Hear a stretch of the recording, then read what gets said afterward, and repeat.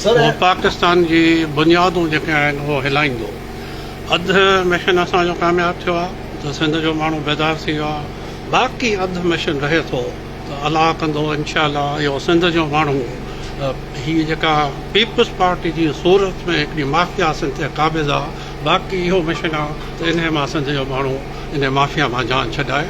ओसि ताईं इंशाअल्लाह असां चैन सां कोन वेंदासीं जेसि ताईं केनालनि खे बि रोकायूं ऐं इन माफ़िया खां जेका आहे उहा सिंध जी जिंद न छॾायूं। सर एनपीपी को फॉल करने के लिए आपने किस हद तक काम किया है मजीद? देखिए जी, मैंने मसरूर खान को सिंध का सदर जो है वो नॉमिनेट किया और उसके बाद सेंट्रल एग्जीक्यूटिव कमेटी ने उसकी तौसीक की।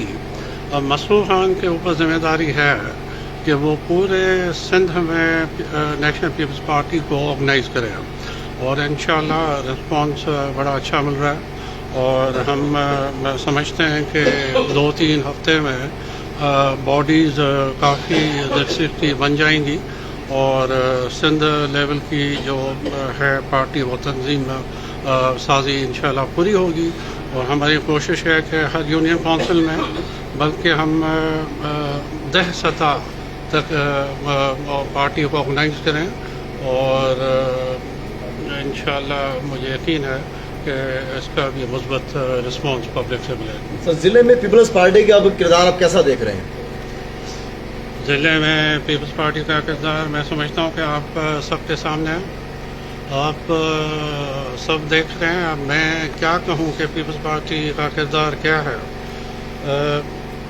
अनफॉर्चुनेट 90 की असम्बली में मैं भी मेंबर था और 90 की असम्बली में बेनज़ीर साहिबा भी अपोजिशन लीडर थी और 90 की असम्बली में पीपल्स बेनज़ीर साहबा ने एक बात कोट की थी अंग्रेजी में कि pity the nation where the businessman become the rulers, pity the nation where the traders become the rulers. शायद उस ज़माने में बेनज़ीर साहिबा को ये अंदाज़ा नहीं था कि उनके हस्बैंड सबसे बड़े सियासी ट्रेडर बन जाएंगे, सबसे बड़े बिजनेसमैन बन जाएंगे पाकिस्तान के और सियासत को बिजनेस में तब्दील कर देंगे। अनफॉर्चुनेट है कि सिंध में हर चीज़ की रेट है, नौकरी आप पीएम से लेकर कमीशन तक चले जाएं मुफ्त में लोगों को नहीं मिलती। आप अपनी ज़ाती ज़मीन ट्रांसफ़र करने जाएं तो उस पर भी 5,000 रुपये एकड़ जो है वो फिक्स किया हुआ है। हॉस्पिटलों का आपके सामने है, एग्रीकल्चर डिपार्टमेंट आपके सामने है, इरीगेशन डिपार्टमेंट आपके सामने है।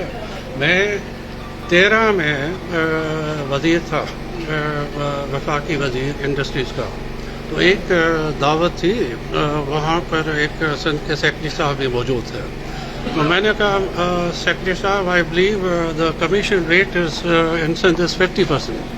तो कहते हैं no sir let me correct you, it's 48%। तो ये सूरत हाल है सिंध की।